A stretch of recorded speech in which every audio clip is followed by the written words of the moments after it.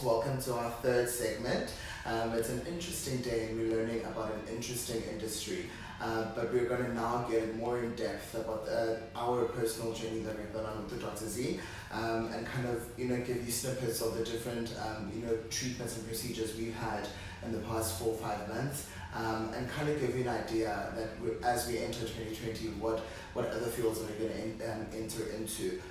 So the first thing I want to speak about in this interview, or in this segment, is when it comes to skin lightening. Number one, it's because they want to. Yeah. But number two, they're not using invasive, tools or invasive treatments. There is natural things that they're growing on, like glutathione. Yeah. And I think that's an interesting conversation to have that we've had. Again, it's something that is reversible, which is interesting that I think a lot of people have not been aware of. Okay, so in terms of, I'm going to answer your little question first about skin lightening. Yeah. I think, as with anything, I think you really have to decide that you're doing it for yourself. Yeah. Is it for yourself? And how will you feel when you reach, whatever level you're wanting to reach? It's very important not to do things for society, because society chops and changes, and then also because we're also just in an age where we're understanding that we're beautiful in all our shapes and all our shades. It for me, I think that's the point of departure. So for those who've done it, well, kudos if it's something that you want to do, and I think society needs to understand that it was for you. The consequences are yours. The results are yours. The bill is yours. It's yours. The change of lifestyle is yours. It's yours. So again, we can't be seen to have a fiery or a huge opinion about things that wholly have nothing to do with us. True. Always, I think, definitely when you're looking to embark on something, definitely find a consummate professional who can walk you through this type of thing. What I've learned is the importance of the first consultation, and I think that's the most important part for anybody who is wanting to break into or wanting to get something aesthetically done. Yeah, guys, I live on Snapchat. Please say hi to Dr. Z. Hi. She's going to make sure that I look amazing all the time. And I'm going to make sure that you guys know her services and know where to go to make sure you also look banging, yeah? New relationships, new family. Yes, lovely to meet you. Keep it locked.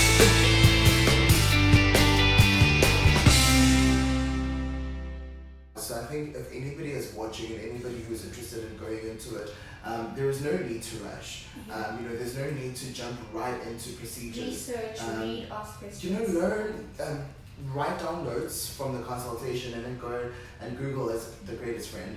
But also, if you have something that briefs you about it, you then know what articles are a bit not so factual on Google, but you also know what to take in and what not to take in. So I think now I want to, as we've touched on it, let's speak about the more treatments we had. I think the first thing we did was a modified Myers cocktail. Yeah, so the first one was a modified Myers cocktail, and modified Myers basically is just your Myers cocktail together with some added glutathione. So that's basically what it is. So in that we had chatted about just your busy schedule, how the early morning, late nights. And then we'd also just laid your questions about glutathione, because really it has gotten a bad rep, but we chatted about, there was a very long consultation, but those are my favorite kind, and then we decided that our first treatment would definitely be something that's going to sort of hit 2 birds with one stone, assist you with that issue of that generalized fatigue that you're with, and then also sort of start you on your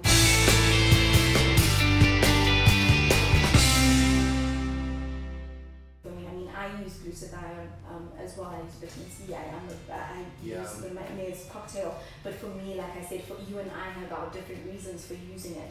And for me, it's just like, for me, like I always say, the quality of my sleep was definitely improved. I gave you a call a couple of days after this, and you were like, what is this? I sent her a message when I got home, and I was like, Doc, I could smell my skin breathing vitamins. And you could feel, I could feel it. And it's instant, but interesting you speak of reputation, because I think that's also something that's happened a lot. there's a lot of things that this industry can run. And when I say a lot of things, they can run things which are available to everybody. And by boxing them in different boxes of saying this is only just for celebrities, or this is only just for people. And I think what was interesting to learn is that in whatever industry you're in, there is fatigue, there is exhaustion. You could be a doctor, you everybody's could be everybody is tired and everybody is human. So I think it's something that, you know, IV injections are things that a lot more people can consider, just to make sure that they're more productive, and not even productive, but more present. But after that, you know, I was comfortable. I was like, oh, whew. So this industry is something that's not scary. It's something I can do. And then I think we started climbing the ladder. You know, into more procedures. And I know after that we started doing PRPs. We entered a journey, guys. I remember these things, but no, it's help. We went through microneedling, you know, we started a journey with laser lipo, we started fillers, and having different facial masks. What you do with your makeup, it's just obviously for us at deeper levels we do it.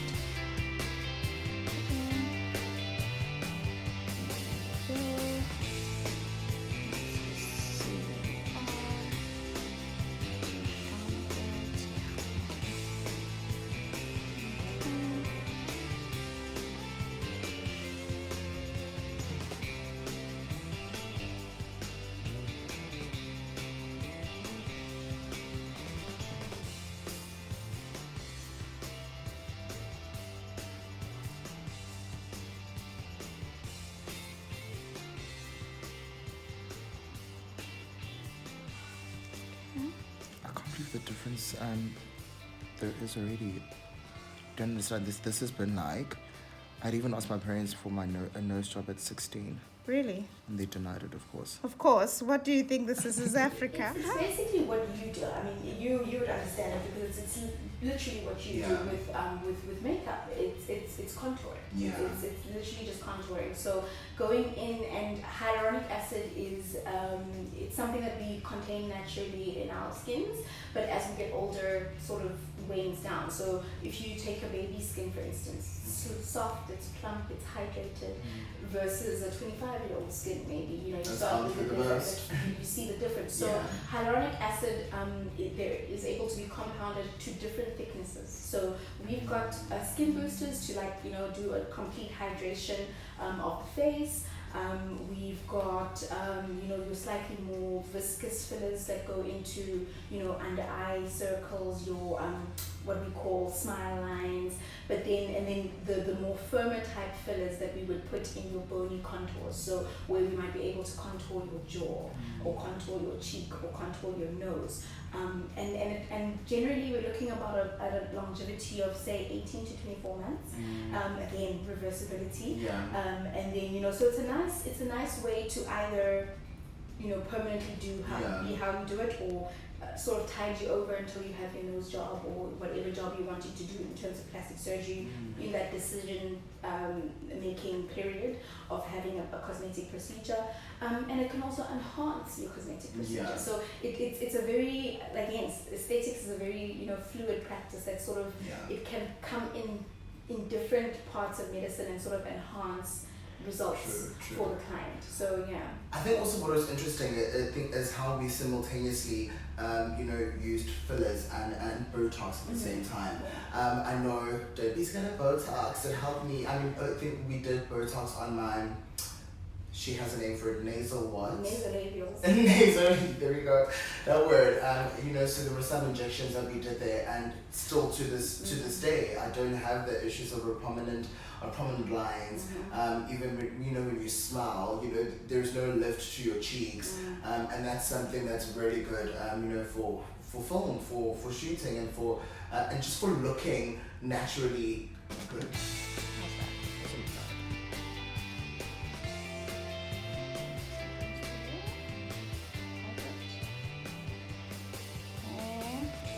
So it's not like filler in that it doesn't have that immediate filler effect, but what it goes in there to do is stimulate collagen and elastin, and it fills out wrinkles over a more sustained period of time. So the results, sort of like with glutathione, will show over a period of time. And so Botox has, we're discovering more and more. It's one of the oldest, I would say aesthetic, and still continues to be one of the most requested aesthetic treatments. I think in the African community, it's been largely taboo, and it's also been, we don't really know, like, we've already there's got a fear around it. So like where might we use it in ourselves? But I mean, brows, oily skin. It's got indications with, like I said, with the smile. So it's not so it's not just about removing wrinkles, but also just like manipulating the vectors in the face to get you the best version of yourself. And I think what was also interesting, and guys, this is going to now emphasize the importance of consultation. What I did find interesting is how broad you broke it down. And I know popularly most of the time we are speaking about women and the benefits aesthetics and cosmetic surgeries can have on women. And now we are seeing, as also spoke of leadership, we're seeing more women, we're fighting for gender equality, we're fighting for women and young girls to take our space, we're fighting for women to be there. I think and previously male-dominated, positions and levels in different corporations, and I still remember to this day where you spoke about you can't arriving looking ready, arriving looking alert, arriving looking like you mean business, engaged, that you're engaged, that you're not droopy, you're not tired, you're not disinterested in your face. For me, that was something that I found incredibly enlightening. So that was also very interesting for me, and also a part of the consultation. I remember you spoke, and this is why I think she's my fave. It's just because how extensive the knowledge she gives you before any procedure is done, and when you speak of the muscles when it comes to Botox, it was interesting for me to know that. It's important for the doctors that are doing aesthetics to understand the muscles of the face, to understand where they can inject Botox, but where also they can't. And also another aspect you spoke about was genetics. Asking if there are people who in your family who genetically have had muscle spasms or all those defects, to know that if you're prone, is it safe for you to do it? Are you going to be prone to any of those defects? And that for me was an interesting conversation. And do you think it's something that more people need to be aware of? Yeah, definitely. You have to, because again, Botox, in the case of Botox, is a scheduled agent or drug. And it has side effects, and so you have to inform firstly and foremost your client of all the side effects, and also try to hash out any predispositions to side effects, so that and also sort of assessing your client as well. Males will have stronger muscles than females, and that so okay, I need to do a little bit more in terms of units than I would with a female. Understanding the look also that your client is looking for. Some people are okay with their droopy brow. I mean, some people don't want to lift it, so it's also very important to have that discussion where I, as the practitioner, am not imposing what I think you should look like on you. You know what I'm saying? Because I think that it gives a great deal of unhappiness afterwards when you're sitting at home looking in your face and you're like, oh geez, I didn't really want a brow lift, So it's important to sort of get an idea of what you want versus my knowledge. So basically I like to think of myself as a consultant, So you come through and say, look, I want a smaller nose, Then I'd be looking at you anatomically. Would a smaller nose really be the best thing for you? And so then we sort of together with you sort of consult and get you the best result. So True. It's a very interesting industry. There's so much more to speak about, but this definitely is a conversation that we need to have more of, because it's one that is attractive to not only females but to men also, because we're seeing a plot of metrosexuals.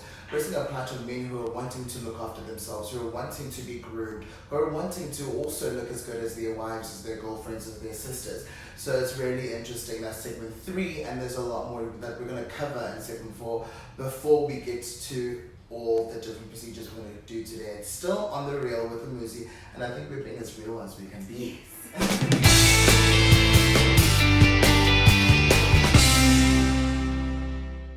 As this is the last segment of the interview I have with the Dr. Z, but I think we've covered a lot about the different procedures that I think I'm still in process doing.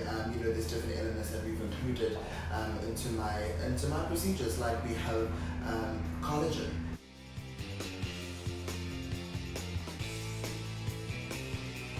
A collagen shake that I started a month ago. I'm on to my second month, and again I saw results in a week.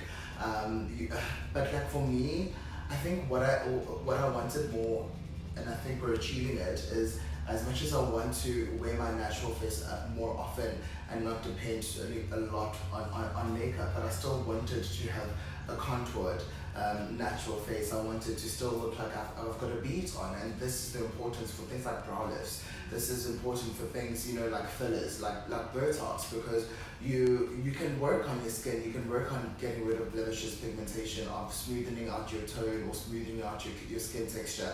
But I mean, if you haven't worked on things that make you look, Contour. True. Yeah. And a contour is important. You need to have a snatched nose. But I think I want to speak about all the service offerings that we have here at Ndalo, just to show you how extensive the aesthetics world is, and how much more that you as an individual can do. So, and to that end, we've got a very nice new machine, which is like, we've been doing microneedling, but we are doing. She's been so excited over this. We are doing gold standard at this point with the dermapen.